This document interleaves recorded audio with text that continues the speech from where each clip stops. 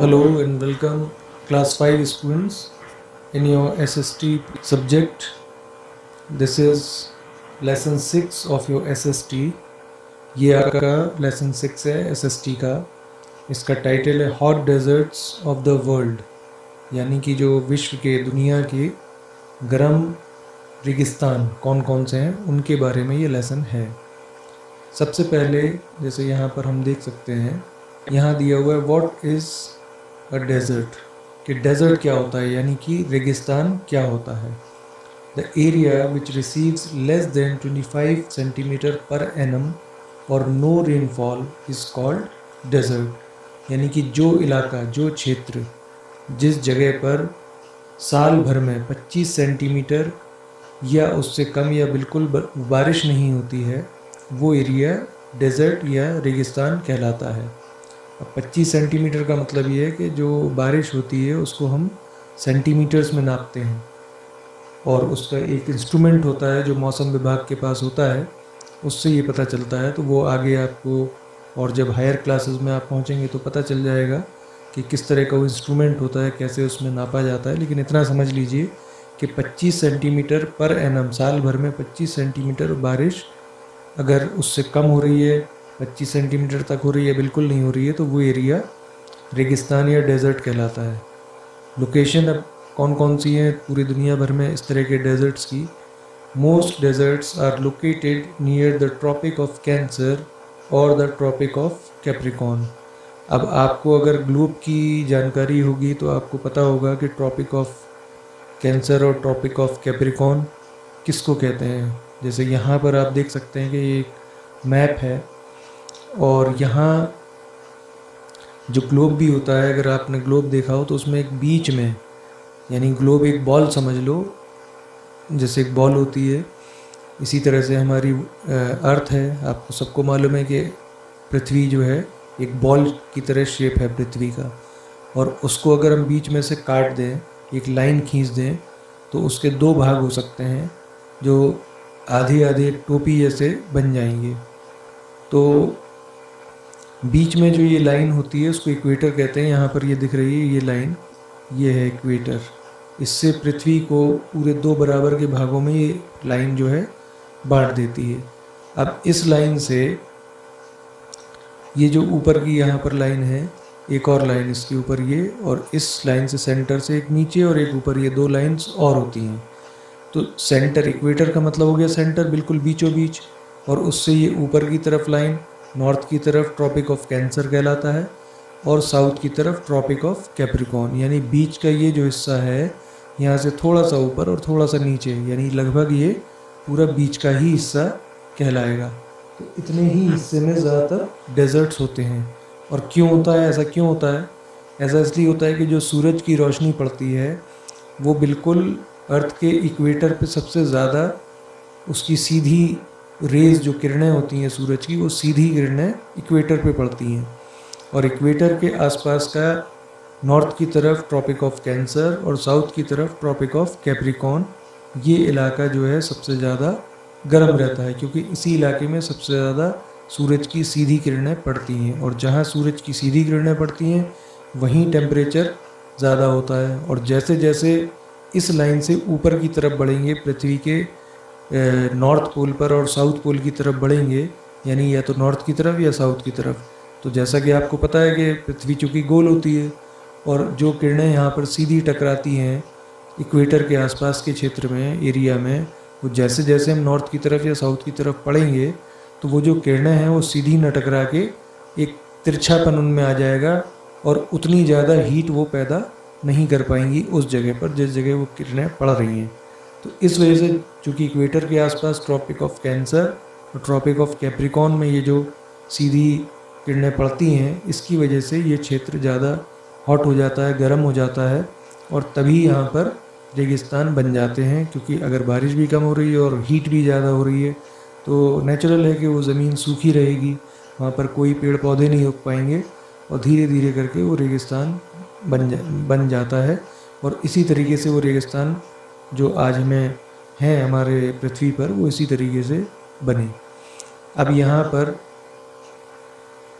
ये जो यहाँ पर बताया जा रहा है कि मोस्ट डेजर्ट्स यानी ज़्यादातर जो डेजर्ट्स हैं, ज़्यादातर जो रेगिस्तान हैं, वो ट्रॉपिक ऑफ कैंसर और ट्रॉपिक ऑफ कैप्रिकॉर्न के ही इलाके में स्थित हैं। Summer temperatures in these deserts often reach 100 degrees Fahrenheit और हायर। गर्मियों में जो यहाँ का तापमान है इन इलाकों का, इन रेगिस्तानों का, वो 100 डिग्री फ़ारेनहाइट के आसपास या उससे ऊपर तक भी पहुँच जाता है।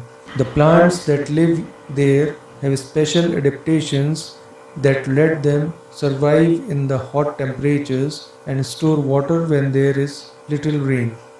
यानी वहाँ के जो पेड़ होते हैं, वैसे तो पेड़ पौधे होते ही नहीं हैं, लेकिन जितने भी होते हैं वो ज़्यादातर कैक्टस जो पेड़ होता है कांटे वाला, आपने देखा होगा, उसके मोटे से तना जो है सिर्फ एक डंडे जैसे उसमें रहते हैं और ज़्यादा ऊंचा भी नहीं होता है और उसमें कांटे वगैरह से उगे रहते हैं। वही जो पेड़ होता है उसी तरह के पेड़ होते हैं और वो इस तरीके के डेवलप हो गए हैं, इस तरह के पेड़ वो वहाँ डेवलप हो जाते हैं कि वो उनमें अपने पानी स्टोर करके रख सकते हैं और बारिश ना होने की कंडीशन में उनमें इतना पानी स्टोर रहता है कि वो अपना मरते नहीं है वो पेड़, और अपने जितना पानी स्टोर है उसी से उनका काम चलता रहता है। इसी तरीके से जो जानवर हैं, camel, horse, goat and sheep are the main animals found in the desert. और यहाँ जो जानवर पाए जाते हैं मेन, वो ऊँट, घोड़ा और भेड़ और बकरी, ये यहाँ के मेन जानवर जो पाए जाते हैं। अभी एक पिक्चर है जिसमें ये क्वेश्चन पूछा जा रहा है, do you know which animal this is, do you know where it is found, why do we call it ship of the desert. कि एक तो ये है कि क्या आपको पता है कि ये जानवर कौन सा है, तो हम जानते हैं कि ये कैमल है यानी ऊँट, तो यहाँ पर इसका आंसर आ जाएगा camel. Do you know where it is found, तो क्या आपको मालूम है ये कहाँ पाया जाता है, तो हमें मालूम है कि ये रेगिस्तान में पाया जाता है यानी डेजर्ट में पाया जाता है। और क्यों हम इसको, why do we call it ship of the desert, कि हम इसको रेगिस्तान का जहाज़ क्यों कहते हैं, इसलिए कहते हैं कि ये रेगिस्तान में भी बहुत तेज़ दौड़ सकता है, चल सकता है, और इसकी जो टांगें हैं वो इतनी लंबी होती हैं कि और किसी जानवर के कंपैरिजन में, और किसी जानवर की तुलना में उसको आसानी से चलने में और वहाँ तेज़ स्पीड से चल के, दौड़ के एक जगह से दूसरी जगह जाने में कोई दिक्कत नहीं होती है। इसीलिए लोग सवारी के लिए उसको ऊँट का यूज़ करते हैं और उसको शिप ऑफ द डेजर्ट यानी रेगिस्तान का जहाज़ कहते हैं।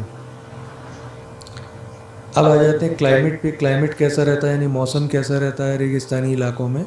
अ feature of the desert sky is that there are no clouds, कि जो रेगिस्तानी इलाकों के ऊपर का जो आसमान रहता है उसकी पहचान रहती है कि वहाँ कोई बादल नहीं होते। Thus, in the daytime, a desert heats up rapidly. Similarly, at night, the sky is clear. It also cools down very rapidly. तो उससे होता क्या है कि दिन में क्या होता है कि जो रेगिस्तान का इलाका है वो बहुत तेज़ी से और बहुत ज़्यादा गर्म हो जाता है, और उसी तरीके से जब रात होती है क्योंकि आसमान क्लियर है तो वो ठंडक भी बड़ी जल्दी वहाँ पर आ जाती है और बहुत वहाँ पर ठंड महसूस होती है रात के time. So deserts have an extreme climate, और इस तरीके से जो रेगिस्तान का इलाका होता है वहाँ बहुत ही वैसा एक्सट्रीम क्लाइमेट होता है, मतलब बहुत ही तीव्र होता है। चाहे गर्मी हो वो भी ज़्यादा होती है, ज़्यादा वाला होता है, हर चीज़ ज़्यादा होती है, गर्मी भी ज़्यादा होती है और ठंड भी ज़्यादा होती है। In this region the evaporation rate of moisture is very high, और इन इलाकों में इवेपोरेशन यानी कि जो वाष्पीकरण का जो प्रोसेस होता है, प्रक्रिया होती है, वो भी बहुत ज़्यादा, उसका जो रेट है वो हाई होता है। यानी कि अगर पानी को भाप बन के उड़ना है, जैसे हम देखते हैं कि गर्मियों में पानी भाप बन के आसमान में चला जाता है, बाद में वही क्लाउड बन के, बादल बन के पानी बरसाते हैं, ये हमें मालूम है। तो जो पानी इवेपोरेट होता है यानी वाष्प हो जाता है, भाप बन के उड़ जाता है, वो ठंडे इलाके में देर में उड़ेगा, और जितना ज़्यादा गर्म होता जाएगा उसमें जल्दी उड़ जाएगा। इस चीज़ का आप प्रैक्टिकल भी कर सकते हो कि कभी अगर आपको ये प्रैक्टिकल करना हो तो एक प्लेट में थोड़ा सा पानी रख के और आप उसको ट्राई कर सकते हो। बिल्कुल थोड़ा सा पानी लेके, कभी सर्दी के मौसम में देख सकते हो या शाम के टाइम में देख सकते हो, और दिन की जो बहुत ज़्यादा गर्म जब मौसम होता है उस वक्त आप नोट कर सकते हो कि पानी जो है वो कितनी टाइम में कितना कम होता है या ख़त्म हो जाता है। तो ये चेक कर सकते हैं आप लोग इसको एक्सपेरिमेंट करके।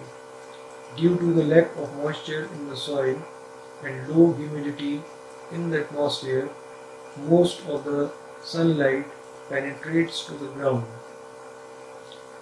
अब क्या है कि जो मॉइस्चर, जब ये नमी नहीं रहती है ज़मीन के अंदर और जो वातावरण है, जो आसपास का जो मौसम रहता है, उसमें हवा में, एटमॉस्फेयर में ह्यूमिडिटी यानी नमी की जब कमी रहती है, तो उससे क्या होता है कि जो धूप की जो किरणें आती हैं, सूरज की जो किरणें आती हैं, उनको कोई रुकावट नहीं है। क्योंकि अगर नमी होती है ज़मीन में या हवा में, मॉइस्चर होता है, नमी होती है हवा में, तो उससे क्या है, जो किरणें आ रही हैं, धूप आ रही है, सूरज की किरणें, उसमें थोड़ा सा उसकी तेज़ी में कमी आ जाती है, वो उतना ज़्यादा हीट या गर्म नहीं लगेगी।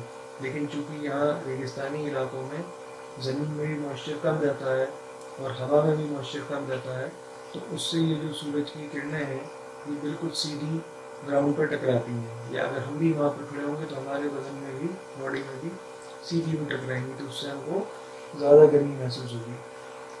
तो day time temperatures can reach around 55 degree centigrade in the shade. अब क्या है कि दिन के टाइम में इतनी गर्मी पड़ती है कि अगर दिन का टाइम है और हम किसी छायेदार जगह पे भी खड़े होंगे तो वहाँ पर हमको 55 डिग्री सेंटीग्रेड का टेम्परेचर होगा वहाँ पर। अब 55 डिग्री का अंदाज़ा आप इस तरह से लगा सकते हैं कि हमारे यहाँ झांसी जैसे जगह पे या इधर के बुंदेलखंड या यूपी के कई इलाकों में जहाँ हम रहते हैं, वहाँ पे जो मैक्सिमम टेम्परेचर है, यानी मई और जून में जो सबसे ज़्यादा गर्मी पड़ती है, जब ऐसा लगता है कि अगर हम धूप में निकले दोपहर में 2 बजे करीब या 3 बजे करीब, तो स्किन हमारी झुलस सकती है, इतनी गर्मी हमको महसूस होती है। और वो जो गर्मी होती है और उसका जो टेम्परेचर होता है वो 47, 48, मैक्सिमम 49 तक होता है। इससे ऊपर बहुत ही मुश्किल है। तो अब आप अंदाज़ा लगा सकते हैं कि जब 47, 48, 49 टेम्परेचर में हमको प्रॉब्लम हो सकती है और ऐसा लगता है कि हमारी स्किन झुलस रही है और हम बाहर ज़्यादा देर धूप में रह नहीं सकते, तो 55 टेम्परेचर कितना होता है, और वो भी शेड में। अब कैसे वहाँ पर इंसान या जानवर या पेड़ पौधे सर्वाइव कर सकते हैं, तो इतनी गर्मी वहाँ पर पड़ती है। Besides hot deserts there are temperate deserts such as Gobi Desert in Bengal in Asia. The cold deserts of Central Asia have a very extreme climate with hot summers and very cold winters. अब इसके अलावा जो ये गर्म रेगिस्तान है, इनके अलावा टेम्परेट डेजर्ट्स भी हैं, यानी थोड़ा ये गर्म कुछ नहीं है। और यहाँ पे क्या है कि गर्मी तो पड़ती है लेकिन बहुत ज़्यादा सर्दी वाली जो है मौसम, जो सर्दी वाला होता है उसमें बहुत ही ज़्यादा ठंडक होती है। Because they are at higher latitudes and are far away from the sea. अब क्यों ऐसा होता है? क्योंकि वो ऊंचाई पर होते हैं। ये जो अपना आपको पता होगा कि कुछ इलाके ज़मीन के ऐसे होते हैं जो निचले होते हैं, और कुछ इलाके ऐसे होते हैं जो ऊंचे होते हैं। तो ये ऊंचाई वाले जो डेजर्ट हैं ये इनमें इस तरह का पाया जाता है कि ये ठंडे होते हैं। क्योंकि जैसे जैसे अगर आप किसी पहाड़ी इलाकों पे क्यों जाते हैं लोग गर्मियों में, क्योंकि वहाँ पर ठंडक होती है। जितना आप किसी ऊंची जगह पर चलते चले जाएंगे वहाँ उतनी ज़्यादा ठंडक मिलेगी। Cold deserts are found between the poles and the Arctic and Antarctic circles. तो ये जो कोल्ड डेजर्ट हैं ये कहाँ पाए जाते हैं? ये आर्कटिक और एंटार्क्टिक सर्कल्स के बीच में पाए जाते हैं। For example the tundra in Russia. In the cold deserts, temperatures are extremely low and these deserts do not have any significant vegetation. और इन कोल्ड डेजर्ट जो ठंडे रेगिस्तान हैं उसमें क्या होता है कि जो टेम्परेचर होता है वो काफ़ी कम होता है और इसमें कोई भी ऐसा पेड़ पौधे इधर भी नहीं होते हैं ज़्यादा।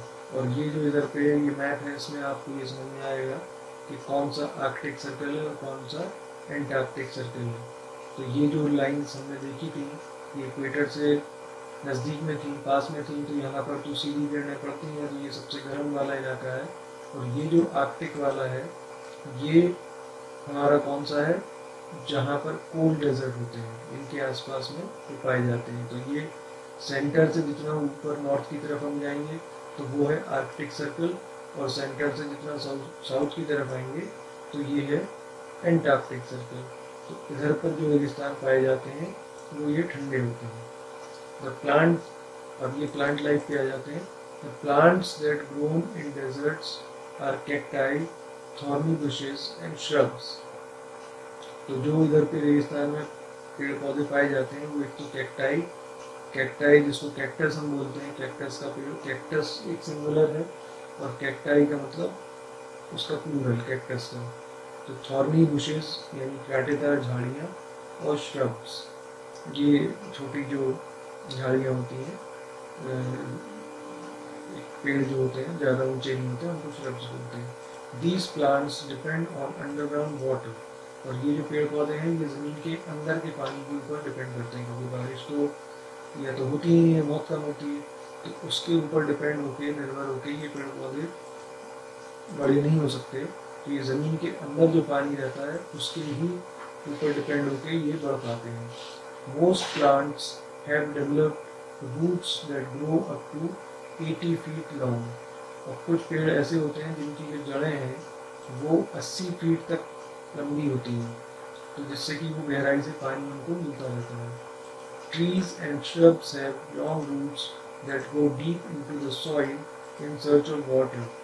अभी क्या है, पेड़ जैसे कोई भी आपको ये पता ही होगा कि जो पेड़ पौधे हों चाहे जानवर हों, ये अपने आप को जिंदा रखने के लिए कुछ ना कुछ कुदरती तौर पे अपने इनके पास ऐसी क्षमताएं होती हैं कि ये अपना रास्ता ढूंढ लेते हैं कि कैसे इनको जीवित रहना है। तो इसी तरीके से जो रेगिस्तान के अंदर पेड़ पौधे पाए जाते हैं और ये जो झाड़ टाइप के पेड़ होते हैं इस रेगिस्तान में, इनकी जड़ें इतनी गहरी होती हैं कि ये नीचे गहराई में जहाँ पानी मिल सकता है वहाँ तक पहुँच के और उस पानी से ये अपने आप को बचा के रख पाते हैं, और ये बचे रहते हैं और बढ़ते रहते हैं। Most plants do not have leaves, and in their place they have thorns or thick waxy coatings. ज़्यादातर जो पेड़ होते हैं उनमें क्या पत्ते नहीं होते हैं, और पत्तों की वजह से या तो कांटे होते हैं या फिर मोटी जो है एक कोटिंग जैसी होती है, परत जैसी उनकी पर चढ़ी होती है, चिकनी सी, जैसे मोम की परत हो। Mostly we find shrubs with small leaves and thorny bushes in deserts. और ज़्यादातर हम क्या पाते हैं कि जो shrubs हैं, ये झाड़ टाइप के पेड़ हैं, उनमें छोटी छोटी पत्तियाँ होती हैं और जो कांटेदार झाड़ियाँ हैं वो पाई जाती हैं। Cactus, acacia and baobab are some of the trees found here. The baobab tree, also known as the bottle tree, is found in the Kalahari Desert in Africa and in the Australian Desert. तो ये कुछ इस तरह के पेड़ पौधों के नाम यहाँ पर जो दिए हुए हैं। कैक्टस हम जानते हैं, हमारे पास भी घरों में हम देखते हैं अपने आसपास कि ये हम लोग लगाते हैं शो के लिए, क्योंकि इनमें पानी की ज़रूरत कम पड़ती है और ये कोई ज़्यादा जानवर इनको खाते भी नहीं हैं, तो इनको हम शो के लिए लगाते हैं। तो ये इस तरह के जो पेड़ हैं वो वहाँ पर पाए जाते हैं। अब अगर जानवरों की बात करें, एनिमल लाइफ कैसी है, तो due to harsh weather condition few animals found here, कि यहाँ के जो मौसम है वो इतना कठिन होता है कि उसकी वजह से काफ़ी कम जानवर यहाँ पर पाए जाते हैं। Most of the animals stay in the shade during the day time and look for food at night when it is cooler.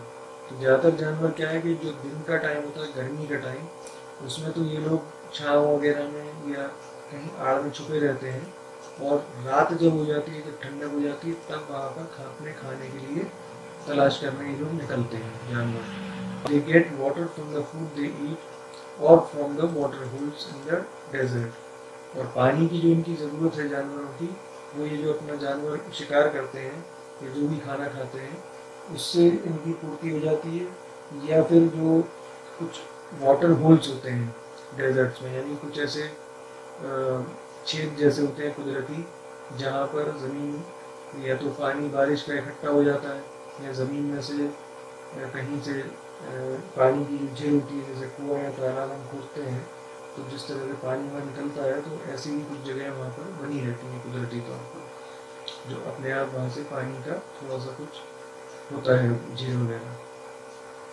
Wild life such as Arabian horses and jackals move swiftly across the desert. और जो वहाँ पर ये इनका जो जानवर यहाँ पर जो पाए जाते हैं उसमें जैकाल्स यानी कि सियार वगैरह और घोड़े, ये वहाँ पर काफ़ी होते हैं। Wolves and hyenas live in mountains highlands. और जो भेड़िए और लकड़बग्घे वगैरह हैं, वुल्व्स यानी भेड़िए और हाइनास मतलब लकड़बग्घे, ये वहाँ पे पहाड़ों में जो ऊंची जगहों पर रहते हैं। Insects such as scorpions and spiders are also found here. कुछ कीड़े मकोड़े जैसे बिच्छू और मकड़ी, ये यहाँ पर डायग्राम में भी देख सकते हैं आप, ये भी यहाँ पर पाए जाते हैं। The most important and useful animal found here is the camel, which is also called the ship of the desert. और सबसे जो काम का और उपयोगी जो जानवर यहाँ पर पाया जाता है रेगिस्तान में, वो होता है कैमल यानी ऊँट, जो कि शिप ऑफ द डेजर्ट यानी कि रेगिस्तान का जहाज भी कहलाता है। The camel can store food in its hump in the form of fat. अब ऊँट क्या होता है कि जो इसके जो पीठ पे कुगड़ होता है, जैसे ऊपर डायग्राम में अगर देखेंगे, ये जो आपको कुगड़ दिख रहा है, ये तो ये क्या होता है कि ये चर्बी स्टोर रहती है इसकी। और उसका रीज़न क्या है कि जब काफ़ी लंबे टाइम तक भी इसको खाना ना मिले, तो ये जो चर्बी स्टोर है यही उसकी भोजन का खाने का काम करती है। इससे उनको अपने आप को जिंदा रखने के लिए ज़्यादा दिन तक बिना खाने पीने के दिक्कत नहीं होती है। The camel has thick padded feet with long legs which help it to walk in the sand. Its eyelids protect its eyes during sandstorm. और इसके जो ऊँट के जो पैर होते हैं, उसमें जो पंजा होता है वो काफ़ी पैडेड यानी गद्देदार उसकी वो होती है, पैरों का जो तला होता है, जो कि उसको बजरी में, इसमें रेत में आसानी से चलने के लिए, दौड़ने के लिए मदद करता है। और उसकी जो आईलिड्स होती हैं, आँखों के ऊपर जो पलकें होती हैं, वो भी इस तरह की होती है कि जो अगर आंधी आए, वहाँ पे रेगिस्तान का तूफान आए, आंधी आए, तो उसकी धूल होती है, उससे भी आँखों का बचाव करने के लिए इसके इस तरीके से पलकें होती हैं इसकी। अब एक यहाँ पे ये चीज़ है कि डिड यू नो, कि क्या आप जानते हैं, तो एक यहाँ ऊपर भी दिया हुआ था, इसको भी देख लेते हैं। डिड यू नो, कि क्या आप जानते हैं कि ये कैक्टस के बारे में कुछ फैक्ट है, कि कैक्टस के बारे में कुछ बताया जा रहा है, कि क्या आपको ये जानकारी है कि the cactus survives because it has a thick wax layer on the outside of its stem and leaves. This helps it to retain water and protect tissue from intense sunlight. कि जो कैक्टस का पेड़ होता है वो इतनी गर्मी में इसलिए बच जाता है कि उसके तने के ऊपर एक मोम की लेयर जैसी होती है, और जो कि उसको बचाती है किससे, कि धूप का जो असर है वो उसके तने में और उसके अंदर जो पानी और नमी मौजूद है उसके ऊपर उसको सुखा नहीं पाता है इतनी गर्मी में, क्योंकि उसके ऊपर एक मोम की सी लेयर जैसी होती है जो उसको पानी स्टोर करने से और उसके अंदर के जो टिश्यू है, तने के अंदर का जो होता है उसको बचा के रखता है, उससे नुकसान नहीं पहुंचने देता है। इसी तरह से यहाँ कैमल के बारे में, the camel has tough strong lips and jaws which help it to eat thorny bushes and cactus without hurting itself. और जो ऊँट होता है उससे क्या है, जो होंठ होते हैं वो बड़े मजबूत और जबड़े भी बड़े मजबूत होते हैं, जिससे कि वो कांटेदार ये कैक्टस के या झाड़ियाँ वाड़ियाँ सब खा जाता है और उससे उसको कोई भी नुकसान नहीं पहुंचता। तो ये आप समझ रहे होंगे कि जो कुदरत है, प्रकृति है, उसने किस तरीके से वहाँ सब चीज़ें जो रेगिस्तान की बनाई हैं। तो पेड़ भी पौधे एक तो कम होते हैं, और जो कम होते हैं वो भी ऐसे हैं, उनको इस तरह की खूबियाँ उनमें दी हुई हैं कि जिससे वो मरते नहीं इतनी ज़्यादा गर्मी में भी। और वहाँ जो जानवर है, अब अगर जानवर को खाना नहीं मिलेगा तो वो मर जाएगा। तो वो जो पेड़ पौधे हैं, वो जो जानवर इस तरह के हैं, उनके पास इस तरह की क्वालिटीज़ हैं। जैसे ऊँट है कि उसके इतने मजबूत होंठ और उसके जबड़े इतने मजबूत हैं कि ये कांटेदार भी पेड़ पौधे वो खा सकता है बिना किसी नुकसान के। और उसको चूंकि ये पेड़ पौधे अगर ज़्यादा टाइम तक ना भी मिले तो वो अपने बॉडी के अंदर अपने कुगड़ में, जो ये पीठ के ऊपर कुगड़ जैसा निकला होता है, वहाँ पर उसको चर्बी इकट्ठा करके वो रख सकता है। और ज़्यादा दिन खाना ना मिलने पर वो उस चर्बी से ही अपना काम, बॉडी के जो न्यूट्रिशन चाहिए, जो ताकत चाहिए, उससे मिलके वो उसको दिक्कत नहीं होगी। इसी तरह से उसके अंदर पानी भी स्टोर रखने के लिए थैली होती है, वो ज़्यादा टाइम तक अगर पानी ना मिले तब भी जिंदा रह सकता है। तो ये सब इन जानवरों की, इसकी ऊँट की खूबियाँ हैं। लाइफ ऑफ द पीपल, अब लोगों की लाइफ कैसी है इधर पर। Life of the people in the desert is very tough. अब रेगिस्तान में जो लोग होते हैं उनकी लाइफ बड़ी कठिन होती है। They are mainly inhabited by tribals. वो ज़्यादातर क्या है, कबीलों में रहते हैं। अलग अलग छोटे छोटे ऐसे कबीले हैं और अपने अपने कबीले अलग अलग लेके रहते हैं। They travel in groups called caravans, और वो ग्रुप में कहीं अगर एक से दूसरी जगह जाते हैं तो ग्रुप में इकट्ठे हो गए जाते हैं, जिसको कारवां बोला जाता है। दीज इंक्लूड बेडुइन्स एंड टुअरेग्स इन सहारा। तो ये इनकी जो जातियाँ हैं उनके नाम है बेडुइन, जिनको हिंदी में बद्दू कहते हैं, और टुअरेग्स जो है ये इनकी जातियों के नाम है। Pueblos in North America, American Indians in Patagonia, Aboriginals in Australians desert and Banjaras in India. तो ये अलग अलग जो दुनिया भर में रेगिस्तान है, नॉर्थ अमेरिका में, ऑस्ट्रेलिया में, या अफ्रीका में, या इंडिया में, तो वहाँ इन सब जगहों पे रहने वाले लोगों को अलग अलग नामों से पुकारा जाता है। पेंटागोनिया एबोरिजिनल्स ये ऑस्ट्रेलिया में बोले जाते हैं, प्यूब्लोस नॉर्थ अमेरिका में बोला जाता है, बंजारा इंडिया में बोला जाता है। तो इस तरह से ये कबीलों में ये अपना रहते हैं। दे lead a nomadic and pastoral life, और ये एक तरीके से घुमक्कड़ टाइप के एक जगह से दूसरी जगह घूमते रहने वाली लाइफ इनकी होती है। The cost of housing is much lower, और जो इनके घरों की लागत है वो काफ़ी कम रहती है, क्योंकि ये कोई पक्के या सीमेंट वाले घर तो बनाते नहीं हैं, लकड़ी के और उस तरह के घर बना लेते हैं लोग टेम्परेरी, कि कभी भी उनको दूसरी जगह शिफ्ट करा जा सके।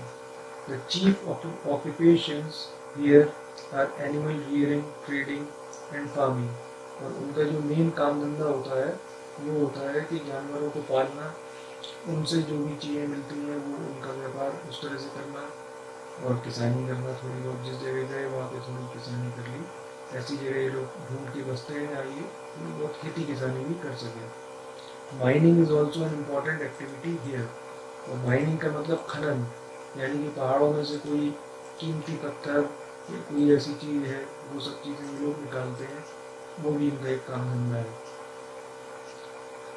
Due to the scarcity of water and pasture for the cattle, they are forced to move from one place to other place. अब क्या है कि खाने की, पानी की कमी होने की वजह से, और चूँकि उनको जानवरों के ऊपर ये लोग डिपेंड करते हैं, अपना जो खाने पीने की चीज़ भी जानवरों से इनको मिलती है, दूध वगैरह, और ये लोग उसका व्यापार भी करते हैं। तो जानवरों को ठीक रखने के लिए जानवरों को खाना मिलना चाहिए, जो चरने के लिए पेड़ पौधे ऐसी चीज़ें। तो इस वजह से जब एक जगह से इनका जब कुछ बचता नहीं है वहाँ पर ज़्यादा चीज़ें, तो फिर ये दूसरी जगह चले जाते हैं जहाँ कुछ हरियाली हो, या जहाँ कुछ खेती बाड़ी ये कर सकें, इनके जानवरों को भी खाने पीने के लिए कुछ मिल सके। The Bedouins and Tuaregs are tall fair skin people, और ये जो बद्दू होते हैं सहारा के, और ये टुअरेग्स जो जाति के लोग होते हैं, वो लंबे चौड़े और इनकी स्किन का कलर, रंग इनका गोरा होता है। They call themselves people of the tent, और ये अपने आप को टेंट में रहने वाले लोग कहलाते हैं। The aboriginals have special ways to track and hunt their prey, और जो एबोरिजिनल्स होते हैं इनके पास कुछ खास इनके तरीके होते हैं शिकार करने के अपने, और अपने लिए खाना ढूंढने के। Some deserts have wealth under the sand, कुछ रेगिस्तान ऐसे हैं जहाँ पर वहाँ की जो सैंड है, जहाँ की मिट्टी है, उसके नीचे काफ़ी कीमती चीज़ें होती हैं। तो ऐसे भी डेजर्ट है। In Africa Kalahari desert, in Africa's Kalahari desert the people discover diamonds and copper. और अफ्रीका का इसी तरह से जैसे अफ्रीका का जो कालाहरी डेजर्ट है वहाँ पे लोगों ने रेगिस्तान की जो ज़मीन है उसके नीचे हीरे और कॉपर ढूंढा उन्होंने।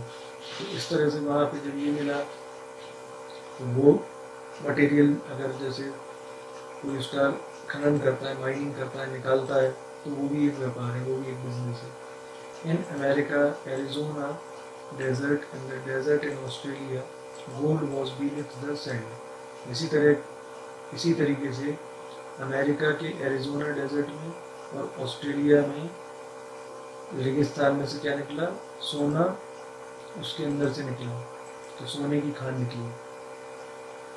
The Sahara desert is rich in iron ore, copper, petroleum and natural gas.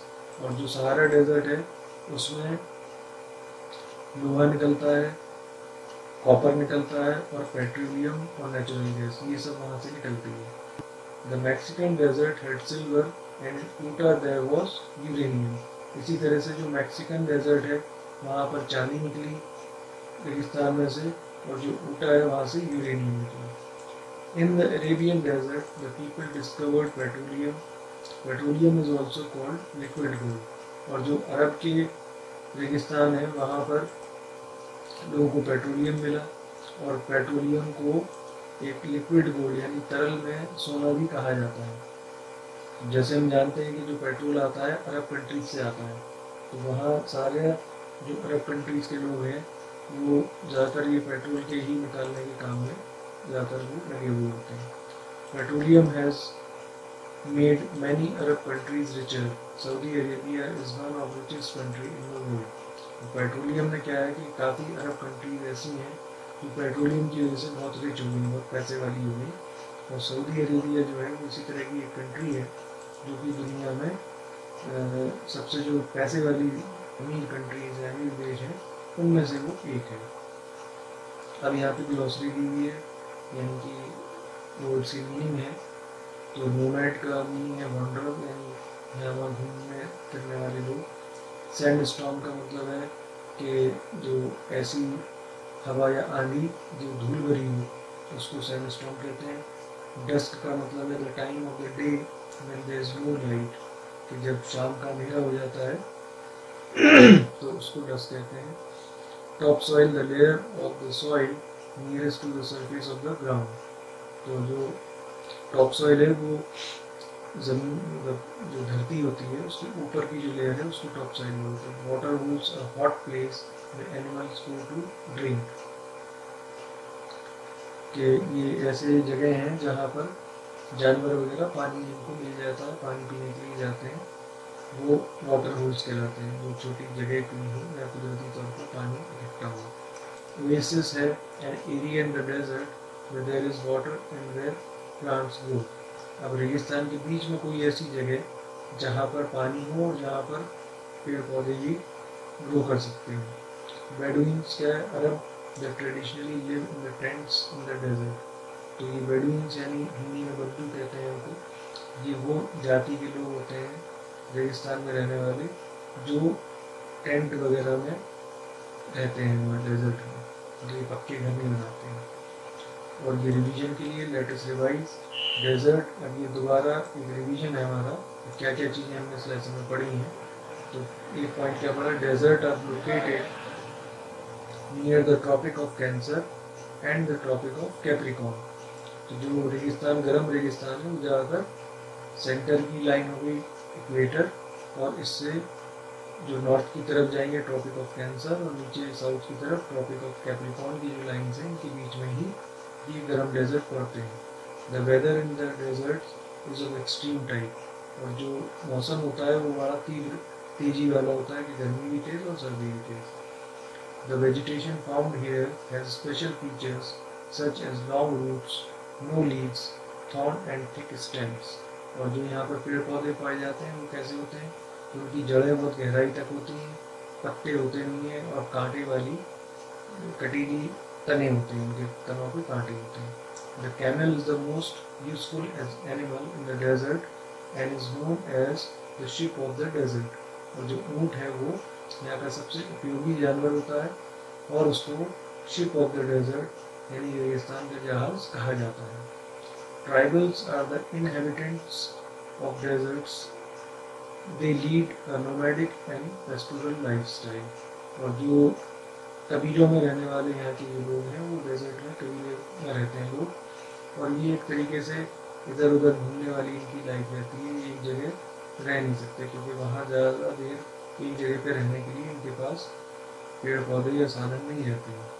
Saudi Arabia is one of the richest country in the world. और जो सऊदी अरब है जहाँ रेगिस्तान में पेट्रोल निकला वो दुनिया की सबसे अमीर में से एक देश है, सबसे अमीर कंट्री में से एक है।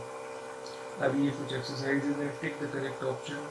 A desert is an area which receives less than, कितना यहाँ पर हमने पढ़ा था 25 सेंटीमीटर से लेस, तो ये इसका ऑप्शन ये सही हो जाएगा।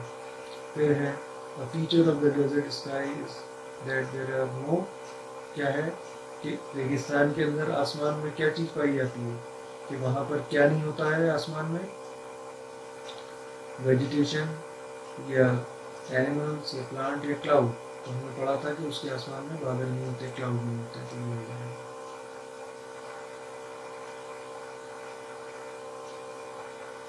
ये टिक जो है इसका यहाँ लगेगा। तो ये ए का जो है ये 25 सेंटीमीटर सी, इसका गोला यहाँ पर लगा है तो ये टिक यहाँ पर आएगा। क्लाउड का ये यहाँ पर आएगा डी, ये है इसको ऐसे कर देते हैं यहाँ पर। ये थर्ड वाले का dash is known as the ship of the desert. Ship of the desert क्या किसको कहते हैं, कैमल को, हॉर्स को, डॉग को कि टाइगर को? तो ये हमें मालूम है कैमल को कहते हैं। ठीक है, तो ये यहाँ पर ये आ जाएगा। फिर which of these is a hot desert. अब इनमें से कौन सा है जो हॉट है?